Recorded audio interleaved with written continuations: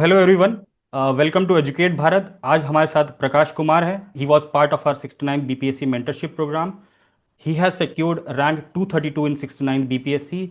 और इनके साथ कई सारी इंपॉर्टेंट बातें जुड़ी हुई हैं। He has given 6 interviews total in his civil services journey. He has also given these attempts along with the job. He was a merchant navy officer also.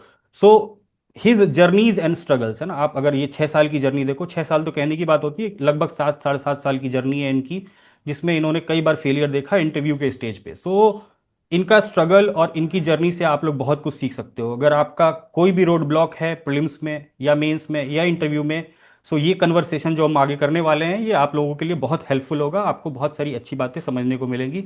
So do watch this whole video and we are now starting. So, hello Prakash, how are you and how is life after your selection? Thank you sir. Educate Bharat में मुझे आने के लिए आपको धन्यवाद। Sir, selection के बाद life थोड़ा रिस्पॉन्सिबल हो जाता है, क्योंकि आप एक सिविल सर्वेंट बन जाते हैं। और जो आपका जो सर्विस होता है वो लोगों के लिए है hmm basically. Hmm law and order की ड्यूटी होती है, वेलफेयर की ड्यूटी होती है, तो बेसिकली लाइफ थोड़ा चेंज हो जाता है, आपका रिस्पॉन्सिबिलिटी बढ़ जाती है लोगों के बढ़ प्रति। जाती है। And what about the personal things, like personal में क्या चेंज हुआ लाइफ में after the selection? How people started seeing you, how society started seeing you? Is there any change which you are feeling? Sir, चीजें तो बदल जाती हैं selection के बाद। जो लोग आपसे बात नहीं करते थे वो भी बात करने लग जाते हैं। अचानक से उनको लगने लग जाता है कि मैं तो पहले से ही जानता था कि आपका सिलेक्शन होगा। सिलेक्शन हो गया। तो चीजें बदल जाती हैं, जरूर है। पर्सनल लेवल पे आपके हम्म रिलेटिव्स आपको इम्पोर्टेंस देने लग जाते हैं। हम्म लेकिन इससे ज्यादा इम्पोर्टेंट है कि इनर कंटेम्पलेशन रहता है हम्म कि हाँ, हम्म आपने कुछ अचीव किया सर्विसेज में। लेकिन सर, जो प्रोफेशनल लाइफ होता है ना, वो काफी बदल जाता है। आपका आपका देखने का नजरिया बदल जाता है सोसाइटी के प्रति। हम्म अचानक से आप सिस्टम के पार्ट हो जाते हैं। अचानक से आपको लगता है कि हाँ, सिस्टम में भी कुछ खराबियां हैं और लोगों में भी हैं। तो हम्म जैसे मेरे कुछ दिन पहले सर लॉ एंड ऑर्डर की ड्यूटी लगी थी। हम्म तो उसमें मैजिस्ट्रेट ड्यूटी में था मैं सर। तो पता चला कि उन्होंने एक नाला था 18 फीट का, उन्होंने उसे भर दिया पूरी तरीके से। अब हम्म उसकी वजह से जो पूरा गोपालगंज का एरिया था उसमें जो है जल जमाव, वाटर लॉगिंग की प्रॉब्लम शुरू हो गई। हम्म तो हम हमेशा गवर्नमेंट को ब्लेम करते रहते हैं, लेकिन प्रॉब्लम कहीं ना कहीं हम खुद भी होते हैं। खुद भी होते हैं, बिल्कुल। तो दोनों तरीके से हम लोग देख पाते हैं सर्विसेज में जब रहते हैं, स्पेशली जब जो सिस्टम का एंगल है वो जरूर दिखता है। सिस्टम के बाहर जब हम तैयारी कर रहे होते तो we are very much critic about the government कि सरकार ये नहीं यस कर सर। रही, ये नहीं कर रही है। Even I talk to lot of other people also who are in services. उनका भी यही कहना हाँ। है, for with respect to education, with respect to health, है ना, with respect to crime and all those things, perspectives yes sir. बदलते हैं, आपका नज़रिया और अच्छा होता है, आप एनरिच होते हैं एक अच्छी अंडरस्टैंडिंग के साथ। यस सर, ये तो है ही।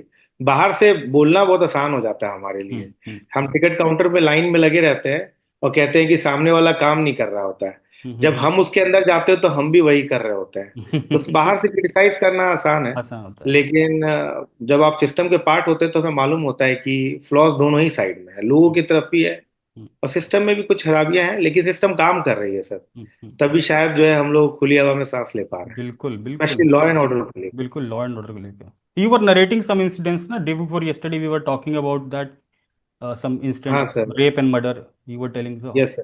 अभी सर, अभी यहीं पर एक एरिया है, नाम नहीं लूंगा क्योंकि थोड़ा सा जो होता है नो नो नो गोपनीय रहता है। तो बगल में एक एरिया था, तो उसमें बेसिकली एसटी लड़की थी। तो वहां पर सर हुआ ये कि वो टॉयलेट करने के लिए खेत में गई है।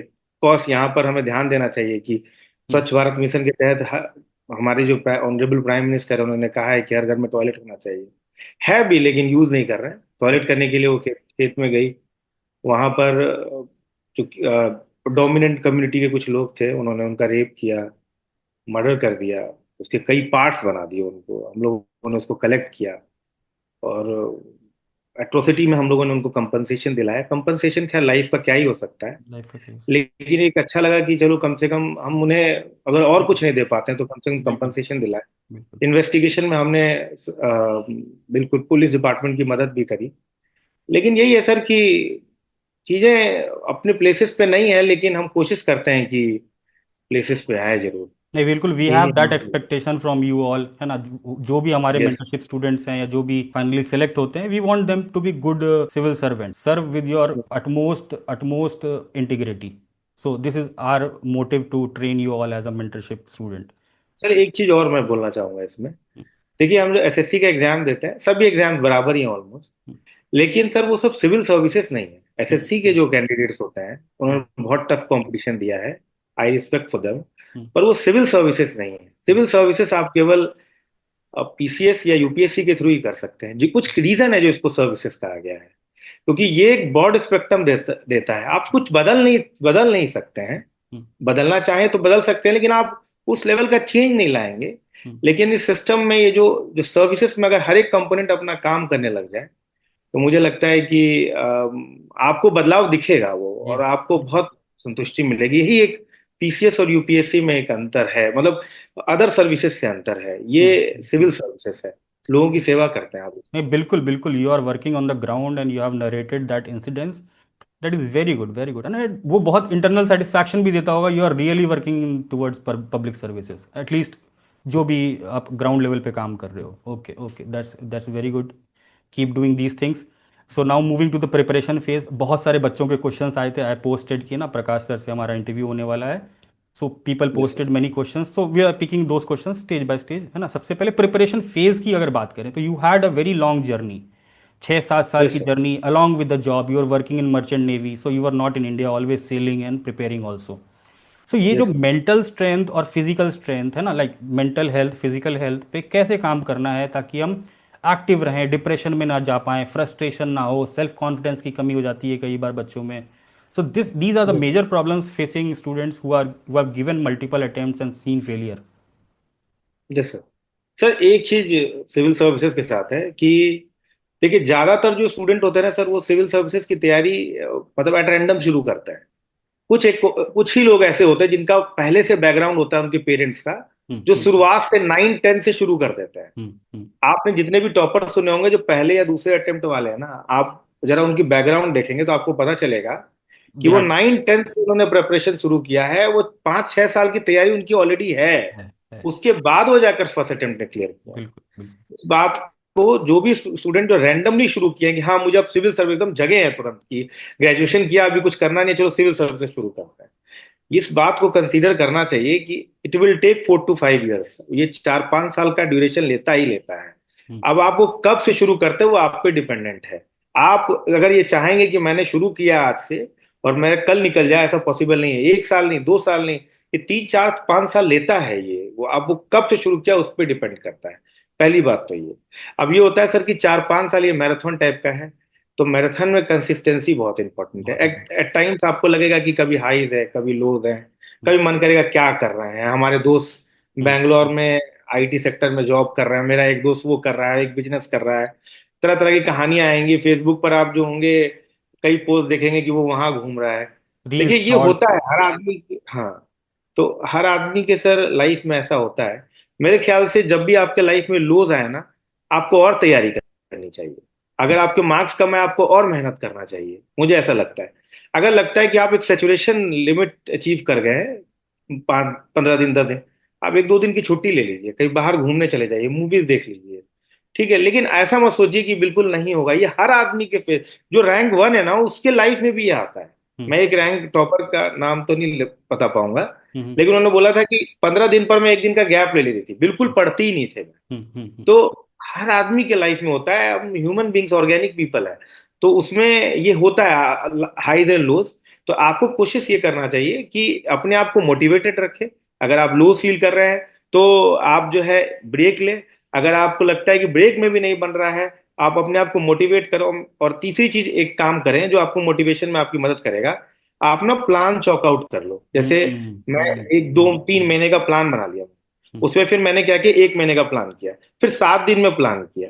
ये वो वाला नहीं होता ना स्कूल्स में, जैसे हम लोग बनाते हैं कि बिल्कुल पहले बिल्कुल 2 घंटे ये बिल्कुल पढ़ेंगे, अगले तीन बिल्कुल घंटे ये बिल्कुल पढ़ेंगे, बिल्कुल। अगले 1 घंटे।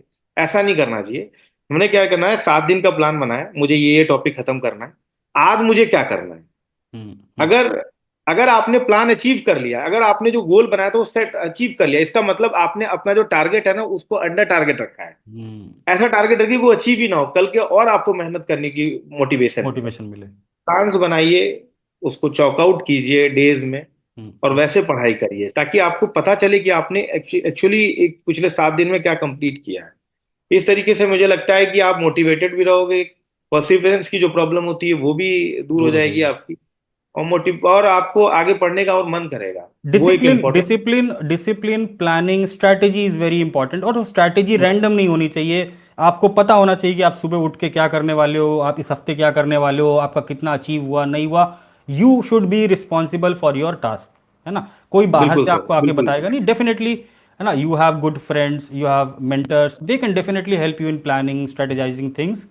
बट अल्टीमेटली जो रिस्पॉन्सिबिलिटी है, हम सिर्फ ये नहीं कह सकते कि हम तैयारी कर रहे हैं, इस बार नहीं हुआ अगली बार हो जाएगा। But we have to consistently improve on the negative things, है ना, जो हमारे को नुकसान करके गई है, जिसकी वजह से हम फेल हुए हैं।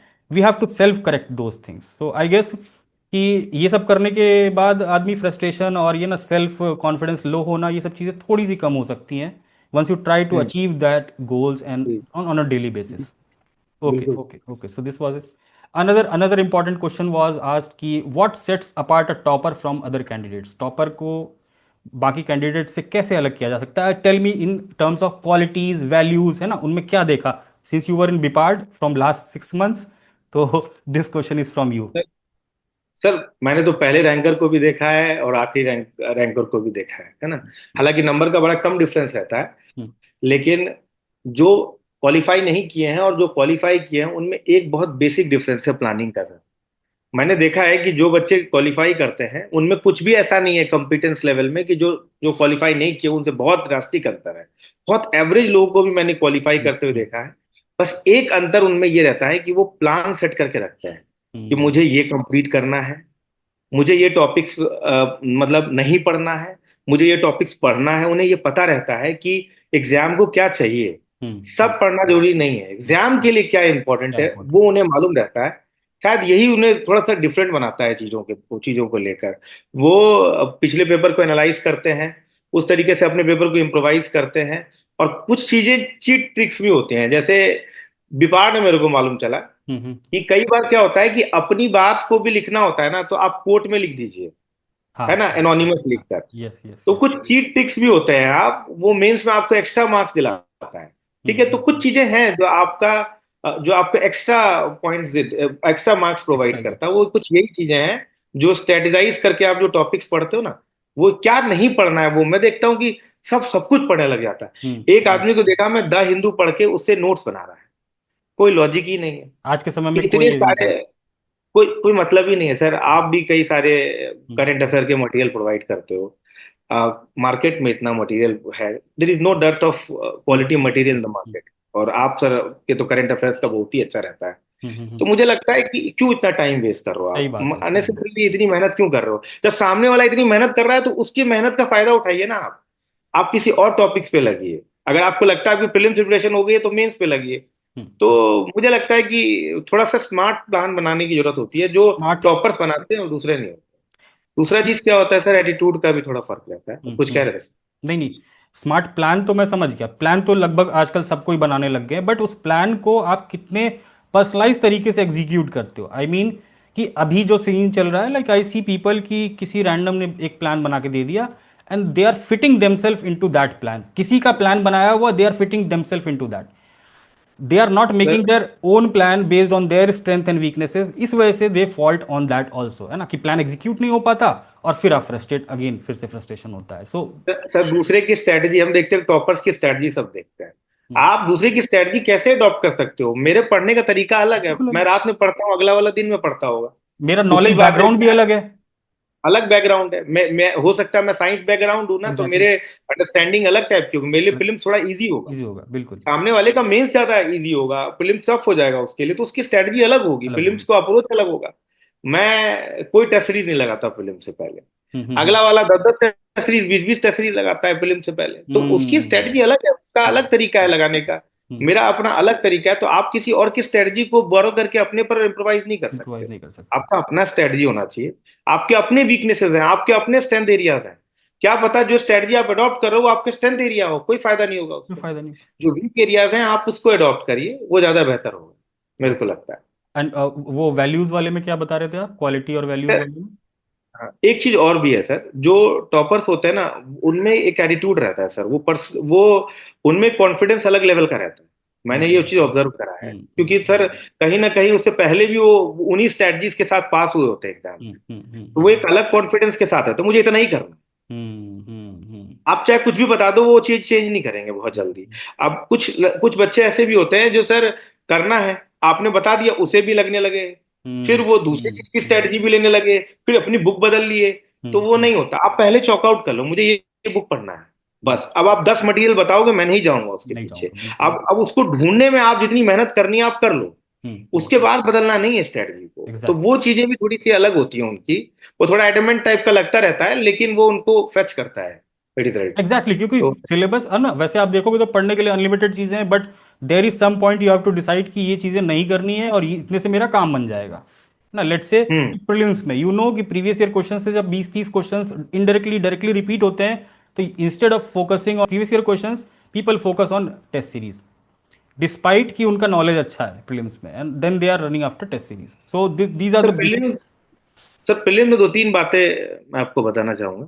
हम्म प्रीलिम्स की सर मैंने दो तीन बच्चों से बात किया है, तो मुझे लगा है कि इनके नहीं होने का यही कारण हम्म है। एक चीज सर, क्या, fear of negative marking. Sir मैं अपना पर्सनल एक्सपीरियंस बताऊंगा, बाकियों का मैं नहीं जानता।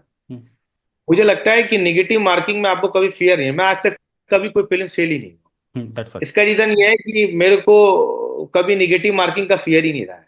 मैं तो सर 150, अगर बीपीएससी का हो तो मैं 150 मार के आता हूँ। अगर 100 क्वेश्चन है तो 95 98 मार के आता था यूपीएससी में, कभी फेल नहीं हुआ मैं। इनफैक्ट मेरे को फॉरेस्ट सर्विसेज का भी कॉल है।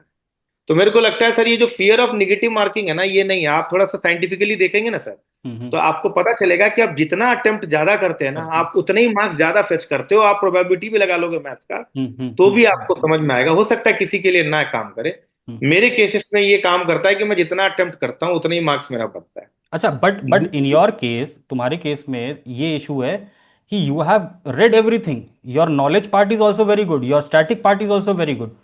तो अप्रोच में ये यहां अंतर आता है कि ब्लाइंडली, जैसे अभी तुमने भी बोला है ना, तो अगर मैं यही क्लिप अगर यूट्यूब पे डालूं तो पीपल विल से कि नहीं, फलाने टॉपर ने बोला कि ये काम करना है, बट उसके पीछे का बैकग्राउंड ये है कि you are basic is very clear, your history is clear, your geography is very clear, fundamentals are crystal clear, उसके बाद मैं यू कैन अटेम्प्ट, तो वहां लॉजिक भी काम करेगा, गेस वर्क भी काम करेगा। सर कई क्वेश्चन तो मैं ऐसे करता हूं ना कि ये मैंने नहीं सुना है, इसका मतलब ये गलत है। ऐसे भी होता है, कई हाँ क्वेश्चन हाँ, तो ऐसे है कि अगर ये होता तो मुझे पता पता होता। होता, पता इस होता, वजह यू से आर भी है सर, क्योंकि वेल रेड है बहुत सारी वेल चीजें, रेड, ये दैट्स मैं व्हाट दैट्स व्हाट। बहुत। कि जो हमारा आप फंडामेंटल है प्रीलिम्स में, पहले उसको फोकस करना होगा, मुझे लगता है बेसिक बुक्स और हाँ previous year questions are mandatory to do. उसके बाद हाँ, फिर आप टेस्ट सीरीज रैंडमली जा सकते हो अनलिमिटेड, मतलब जितना भी आप प्रैक्टिस कर सकते हो for agree those sir, things, agree है सर, ना, वो बिकॉज तो चीज विदाउट है sir. Knowledge just appearing in the test और giving test will not solve the कोई प्रॉब्लम। फायदा नहीं, नहीं कोई सो फायदा what is your suggestion for 71st BPSC prelims aspirant? उनका भी ये सवाल था कि सर 69th का पेपर कंसेप्चुअल था, स्टार्ट मतलब like statement based question UPSC के पैटर्न पे था, और 70th बिल्कुल factual, you cleared both of them. So just. Sir. मुझे लगता है सर कि जो दो तीन चीजें मैंने ऑब्जर्व किया फिल्म्स को लेकर, हम्म कि बहुत सारे लोग हैं जिन्होंने नहीं क्लियर किया, और मैं बहुत कम पीरियड में ही मैं शिफ्ट पे था सर, मैंने आपको बताया भी था, और हम्म मैं जस्ट उतर के गया और फिल्म दे दिया था। सर हम्म देखिए, मेरे को लगता है ऐसा कि करंट अफेयर पे आप एफर्ट दो, हम्म, लेकिन आपका बेसिक बहुत स्ट्रांग होना चाहिए। बहुत स्ट्रांग स्टैटिक है। स्टैटिक पार्ट बहुत स्ट्रांग होना चाहिए। अगर आपका स्टैटिक पार्ट स्ट्रांग है ना, वो फैक्चुअल पूछे, वो कंसेप्चुअल पूछे, या वो एग्जैक्टली क्लियर होगा ही। Exactly exactly. मतलब आप समझ लो सर, 70% एरिया तो आपके स्टैटिक से रहता है। स्टैटिक से तो आता स्टैटिक अगर क्लियर हो गया ना, तो आपका वो चीज होना ही होना है। तो आप स्टैटिक तो बहुत मजबूत कर लो। लक्ष्मीकांत, आपका जो है। बिपिन अच्छा। चंद्रा है, आर्ट एंड कल्चर है, वो बहुत अच्छी तरीके से कर लो। अगर वो हो गया, लूसेंट सर, हाँ, लूसेंट लूसेंट का पे भी दो सवाल था, लूसेंट रोल इन प्रीलिम्स। दो चीज तो आप लूसेंट का मिस कर ही नहीं सकते हो। एक सर उसका आर्ट एंड कल्चर, और दूसरा उसका साइंस एंड टेक। हम्म मेरा पर्सनल ये है सर कि मैं तो सर यूपीएससी में भी जब जाता था, हम्म तो उसका आर्ट एंड कल्चर और जो उसका एंशियंट वाला पार्ट एंशियंट है, वाला एंशियंट और पार्ट। मेडिवल वाला पार्ट, हम्म। और दूसरा जो पार्ट है सर उसका जो वो साइंस फिजिक्स, वाला पार्ट है, फिजिक्स केमिस्ट्री। वो सर इतना वो एग्जॉस्टिवली वो बताते हैं ना वो उसमें कि उससे अगर आ गया ना गलती से भी तो वो सही। सही होगा। तो लूसेंट वाला वो जो एरिया है वो आप कर लें, स्टैटिक मजबूत कर लें बहुत ढंग से। उसके बाद आप करंट पे आए। करंट पे सर मतलब हजारों मटेरियल हैं, आपका तो बहुत ही अच्छा रहता है, मैं देखा हूँ। इनफैक्ट 70 जो मैं दे रहा था तो मैंने 2-3 दिन में बस वो आपके यूट्यूब वीडियोज ही देखा था डायरेक्टेड मैं। सीरीज वो देखा। वो डायरेक्ट उसमें बहुत सारे सवाल भी आ गए थे। बहुत सारे तो सवाल। वो देख लो, कई सारे मैगजीन्स आते हैं वो देख लो। इतना बहुत है, इतना हम्म। आप कर लोगे ज्यादा हो जाएगा। इतना देख लेना चाहिए। बाकी हम्म। थोड़ा लक का एलिमेंट भी रहता है, थोड़े अपने इंस्टिंक्ट पे भी थोड़ा सा हमें रिलाई करना होता है। हम्म। वो भी आपकी काफी मदद करेगा। हम्म। हाँ, कॉन्सेप्चुअल वाला जो 69th वाला था उसके लिए स्पेशली साइंस एंड टेक के लिए गो फॉर द एनसीईआरटी। हम्म। वो थोड़ा सा आपको मदद करेगा कि 6 to 10th की एनसीईआरटी होती है, that will help you a lot, है ना। तो वो आपको मदद करेगा। बाकी मुझे बीपीएससी, लगता है कि BPSC is not going into two basically much depth, बहुत डेप्थ में भी नहीं जा हाँ, रहा साइंस में ना, वो बेसिक चीजों पे रह रहा है, बेसिक क्लैरिटी आपसे मांग रहा है। वो चीजें मांगेगा वो थोड़ा बहुत, बहुत ज्यादा नहीं। मतलब उसमें हैवॉक बनाने की जरूरत है। मुझे लगता है कि बेसिक बेसिक अगर क्लियर करो तो फिल्म निकल जाता है। इनके जी कट ऑफ ही बहुत कम होता है, 91 92 ऐसा रहता बिल्कुल बिल्कुल बिल्कुल। और talking about the mains, you cleared all the 6 mains है ना। सो है। Yes sir. पर्सनल फ्रेमवर्क क्या रखा था मेंस के लिए, like back to back mains निकलना, मतलब you must be having some template, some idea कि मेरे को ये चीज़ करनी है, ये चीज़ करनी है, आंसर राइटिंग में ये अप्रोच रखना है। Was there some framework already prepared in your mind, कि बस ऐसे रैंडमली आंसर लिख रहे हैं या कुछ भी कभी ना कहीं राइटिंग प्रैक्टिस कर रहे हैं, क्या था? नहीं सर, देखिए कुछ तो फ्रेमवर्क रहता ही है, ऐसे लिखेंगे तो कुछ नहीं मिलेगा हम्म। आपको। वहां पे भी वो लोग चेक कर रहे होते हैं तो देखते हैं कि क्या हम्म। सब। हम्म। देखिए 2-3 चीजें हैं। एक जनरल जो लेआउट होता है कि इंट्रो होना चाहिए, बॉडी होना चाहिए, कंक्लूजन होना चाहिए। पर जो लिमिटेड टाइम फ्रेम में रहता है तो उसमें हर क्वेश्चन में इंट्रो बॉडी कंक्लूजन नहीं आ पाता, ये बात भी मानने वाली बात है। हम्म। आपके पास आखिरी में 10 मिनट है या 5 मिनट है, हम्म। आपको 2 आंसर लिखना होता है। तो हम्म। एट दैट टाइम बहुत सारे अप्रोचेस होते हैं। देखिए सर, सबसे पहली बात तो एक जो आइडियल आंसर तो कुछ होता नहीं है, लेकिन हाँ एक अच्छा आंसर ये होता है कि एक इंट्रो हो, एक बॉडी हो, एक कंक्लूजन हो। इंट्रो का इधर you start with the data और विथ करंट अफेयर्स और विद डेफिनेशन, कुछ भी हो डिपेंडिंग अपॉन द क्वेश्चन, एक हम्म। वो होता है। हम्म। बॉडी में आप अगर कुछ भी लिख रहे हो ना, try to substantiate your point. अगर आप कुछ हम्म। भी लिख रहे हैं, जैसे हम्म। आपने बोल दिया कि इंडिया का जो ग्रोथ रेट है वो स्टेडली इंक्रीज कर रहा है, तो आप बताइए कि भाई आपने ये बात कैसे बोला, हम्म। 2022 में आपने ये देखा है, हम्म। 2025 में आप ये देख रहे हैं। डेटा अगर है, आपने डेटा। बोल दिया कि अनएम्प्लॉयमेंट रेट घट रहा है, तो अनएम्प्लॉयमेंट रेट अभी 4.1 था, 3.7 हो गया है, जो पीएफ पीएलएफएस सर्वे होता है उसमें। तो आप चाहिए कि उसको सब्सटेंशिएट करिए जो पॉइंट आप बताने की कोशिश कर रहे हैं। हर तरह के आंसर अलग अलग होते हैं। जैसे हिस्ट्री में आप आंसर लिख रहे हो तो try to write the name of the जो किंग होता है वो दीजिए, बैटल के नाम दीजिए, ईयर्स जरूर लिखिए। पॉलिटी का आंसर लिख रहे हैं तो आप आर्टिकल्स जरूर दीजिए, कमिटी के नाम जरूर डालिए। तो इससे आपका आंसर जो है ना वो सब्सटेंशिएटेड लगेगा। एक होता है, 2 तरह के आंसर्स होते हैं जो मैं बस शॉर्ट में बता देता हूँ सर। एक तो होता है क्या कि आप पैराग्राफ वाइज राइटिंग कर रहे हो, तो एक होता है पॉइंट वाइज राइटिंग करो। मेरे को लगता है मिक्सचर करना चाहिए, डिपेंडिंग अपॉन कि आपके पास कितना कंटेंट है। अगर बहुत कंटेंट है, फैक्टर्स वगैरह लिखने होते हैं, रीजन वगैरह लिखना होता है, पॉइंट लिख देना चाहिए। कंटेंट कम है तो पैराग्राफ में लिख दीजिए आप।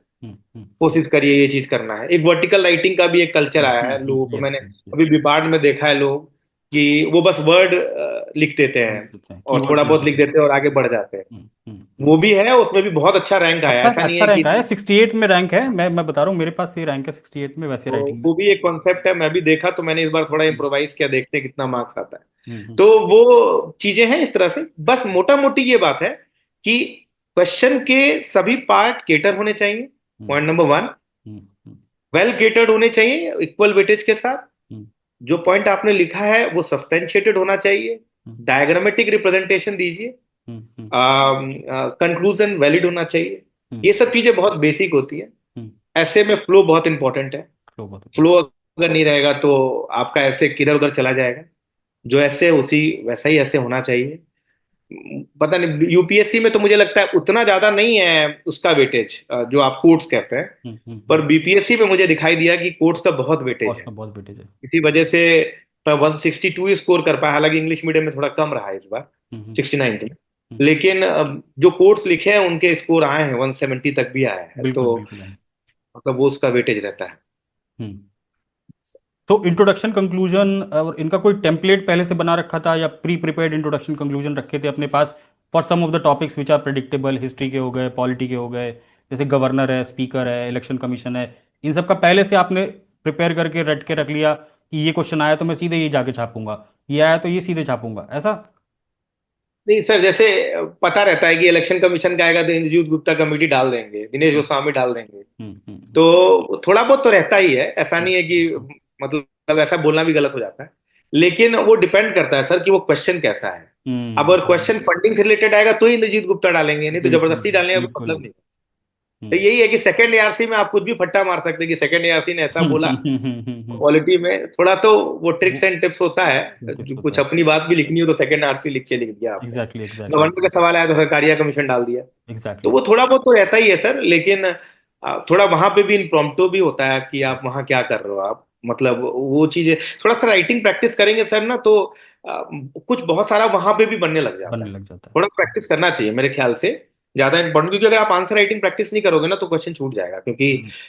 बहुत लेंदी पेपर था अच्छा, इस ये बार भी। इससे इससे रिलेटेड एक और सवाल है आंसर राइटिंग प्रैक्टिस से कि टाइम प्रेशर जो होता है वहाँ, अभी बहुत सारे बच्चों ने 70th का मेंस लिखा and they have approached me and they were asking कि सर हमारे साथ ये इशू हुआ, तो टाइम प्रेशर और क्वांटिटी क्वालिटी इनका कॉम्प्रोमाइज कैसे मेंटेन करना है अपने को, वो चीज़ पे can you tell me something? Sir मेरे को ऐसा लगा कि देखिए, एक अप्रोच मुझे समझ में आया जो मुझे वर्क कर रहा है।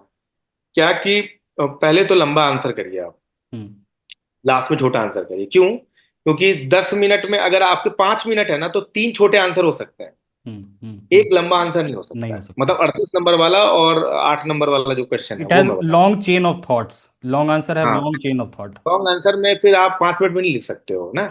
लेकिन हम्म। तीन क्वेश्चन आप, मैं खुद सर मैं आपको बताता हूँ, मेरे पास 7 मिनट था हम्म। और साइंस एंड टेक का 69th का 5 सवाल छूटा हुआ था। अब हम्म। आप सोच लीजिए कि मेरे पास बस 7 मिनट है और 5 सवाल मेरा शॉर्ट आंसर का छूटा हुआ है, मैंने क्या लिखा होगा?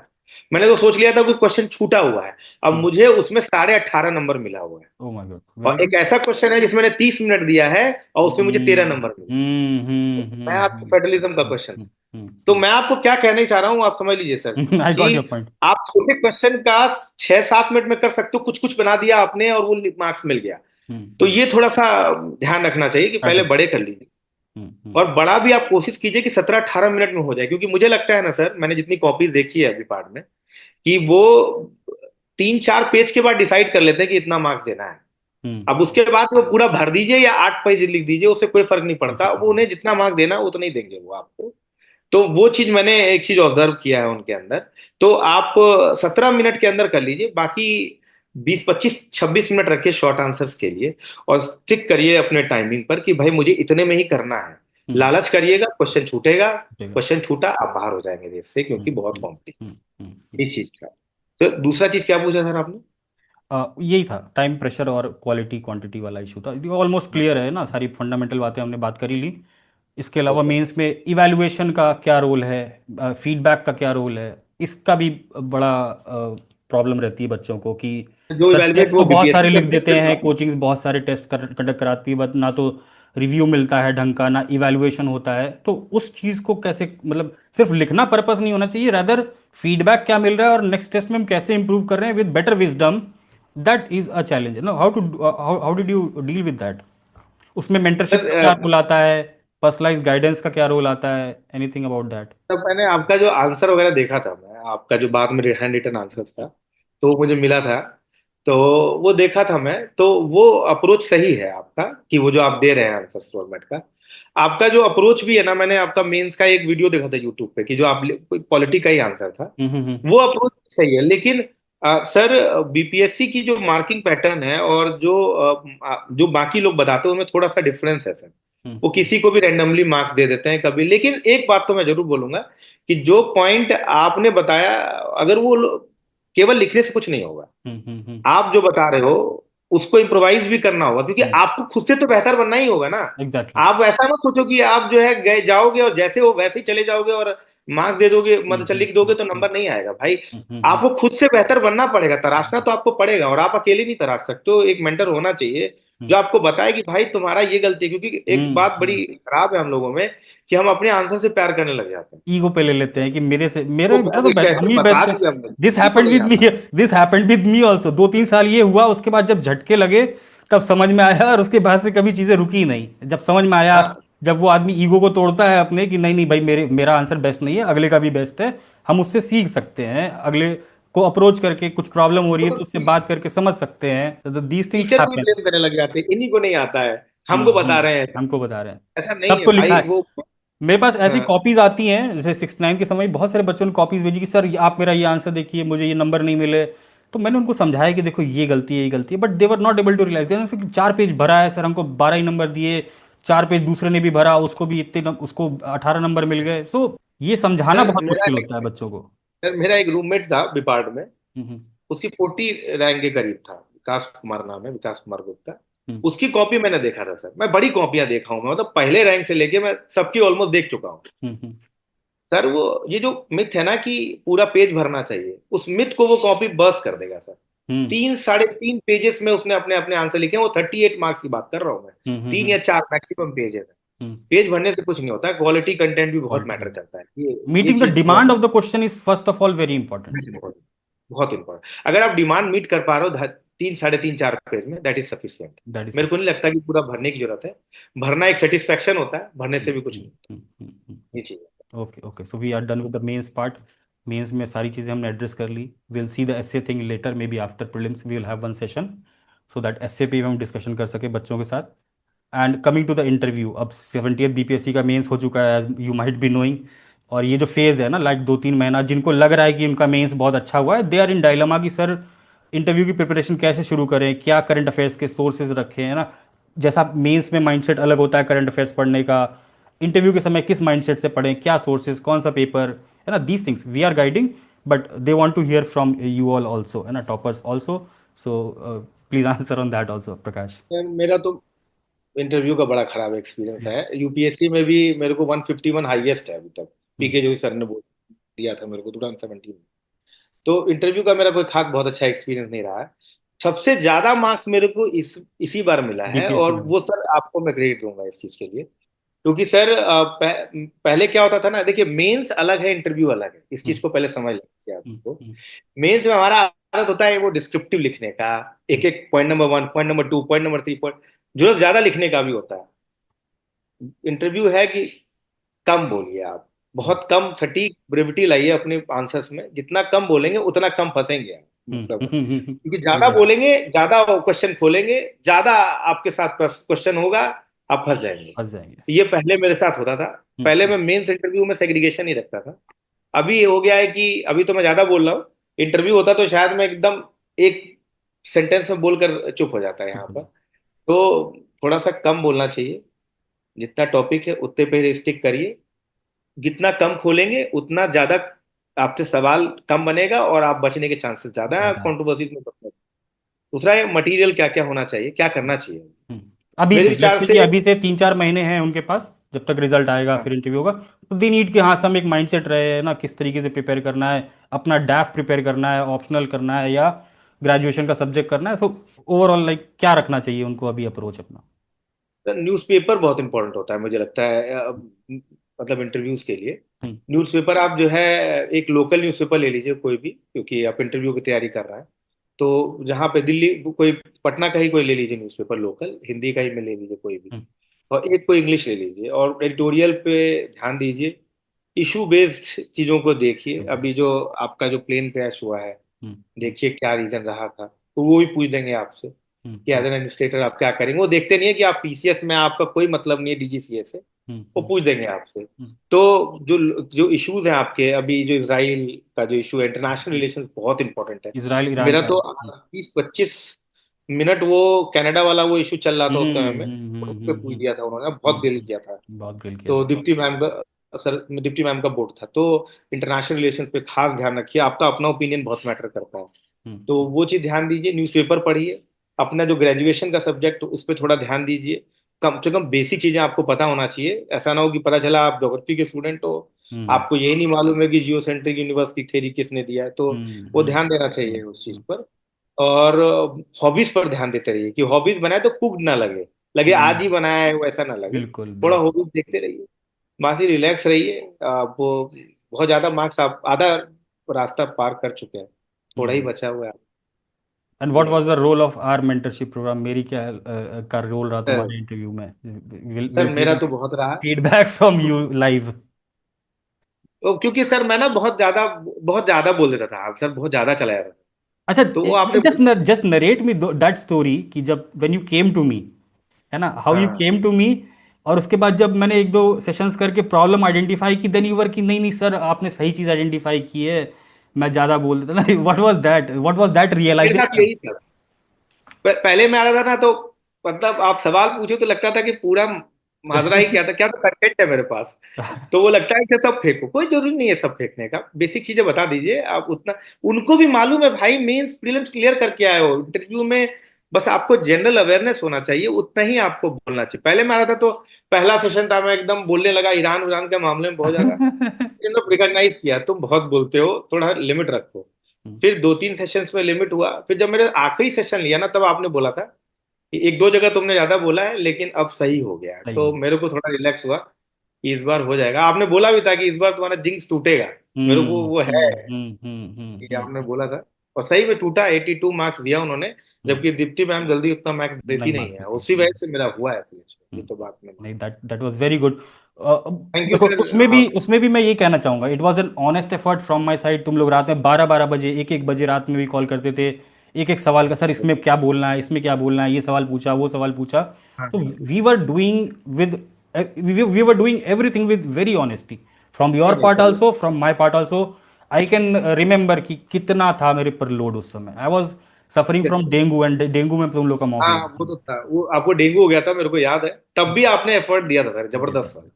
ये चीज सो तो सर रियली थैंक तो you for that. When a student comes, है ना, वी अंडरस्टैंड कि उनका इमोशन क्या है, उनकी जर्नी क्या है, उनके प्रॉब्लम्स क्या है ना, and we try to make them scale their potential और reach up till a rank. So ये ओवरऑल आइडिया है एजुकेट भारत का, मेंटरशिप प्रोग्राम का हमारा। And I hope this conversation was very good Prakash, and we hope seeing you in the upcoming mains preparation sessions also, है ना। अभी pre exam हो जाए, फिर we will have some sessions with you on mains also and interview also. Okay. बिल्कुल sir, बिल्कुल So sir. we'll thank close you the sir. session, है ना? We will close the session. All the best, and thank you. do very good work for the state Bihar, है ना? And deliver your best. Yes sir, बिल्कुल, I try my best sir. Okay, thank you. okay, Prakash. Thank you.